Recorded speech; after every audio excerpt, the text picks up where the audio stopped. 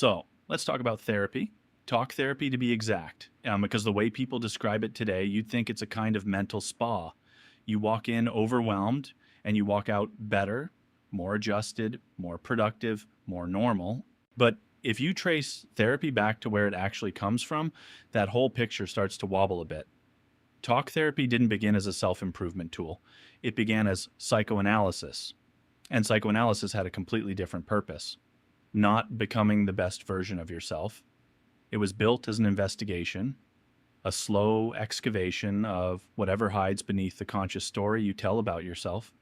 Freud approached the mind like a researcher and like a creep, to be honest. He wanted to understand how the ego forms, how it cracks, and how those cracks reveal the machinery underneath. He wasn't trying to make life smoother. This is where Lacan and Žižek sharpen the picture.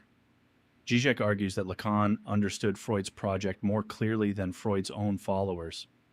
In How to Read Lacan, Žižek writes, "For Lacan, psychoanalysis at its most fundamental is not a theory and technique of treating psychic disturbances, but a theory and practice that confronts individuals with the most radical dimension of human existence." That line alone flips the modern idea of therapy upside down. Because modern therapy focuses on stability, helping you function, regulate emotions, and navigate society. The psychoanalytic tradition asks a different question. What if the very idea of functioning rests on fragile assumptions?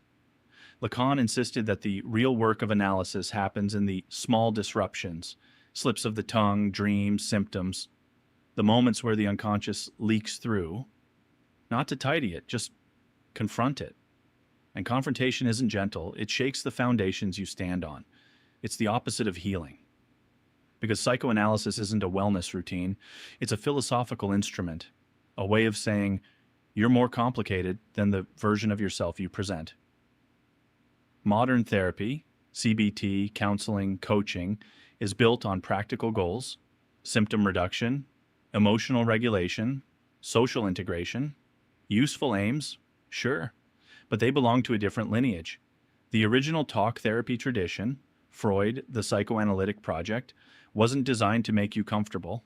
It was designed to unmask you, to show that the ego you defend is a delicate construction balanced over a restless unconscious, to replace comfort with honesty. And that's why psychoanalysis still feels dangerous. It doesn't promise healing. It promises truth. Truth doesn't always soothe. Sometimes it stings, sometimes it rearranges you, but it makes you real.